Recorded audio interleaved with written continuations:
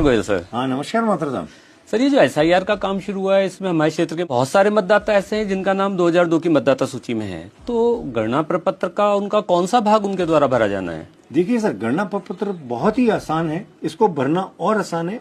ये मुख्यतः 4 भागों में विभक्त है। ऊपर का जो भाग आएगा वो पूर्व मुद्रित होगा, इसमें सिर्फ मतदाता अपनी फोटो रंगीन लगाएगा, नवीनतम।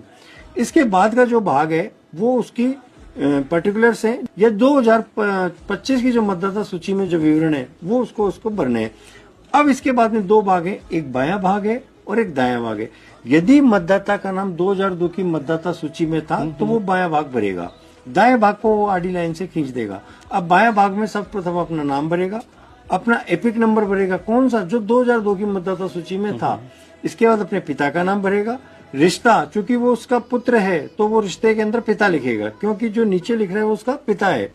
इसके पश्चात में आपके जिले का नाम, आपके राज्य का नाम और आपके निर्वाचन क्षेत्र का नाम, कि आप 2002 के किस निर्वाचन क्षेत्र में मतदाता थे।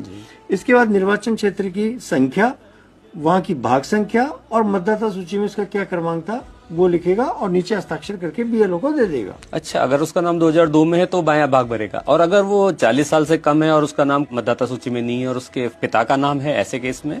देखिए, ऐसे मतदाता जिनका नाम 2002 की मतदाता सूची में नहीं था, ऊपर के दोनों जैसे मैंने पूर्व में बताया था उसी प्रकार से भरेंगे कि भी उसको रंगीन फोटो लगाना है और अपने पर्टिकुलर्स भरना है। अब जिसका नाम 2002 की मतदाता सूची में नहीं है वो बायां भाग नहीं भरेगा, अब वो दायां भाग भरेगा। दाएं भाग में ऊपर नाम, तो वहां पे अपने पिता का नाम लिखेगा। यदि उनके पिता का उस समय एपिक नंबर था तो वो डालेगा। इसके बाद में पिता के नाम के आगे 2002 की मतदाता सूची में मान लीजिए उसके दादा का नाम था तो दादा का नाम लिखेगा। अब रिश्ते का प्रकार, इसके अंदर अब जो ऊपर नाम लिखा है ये मतदाता का क्या है, पिता है, तो अब वो अपना पिता लिखेगा इसके अंदर, और बाकी जो पूर्व में बताई हुई एंट्रीज है वो करेगा।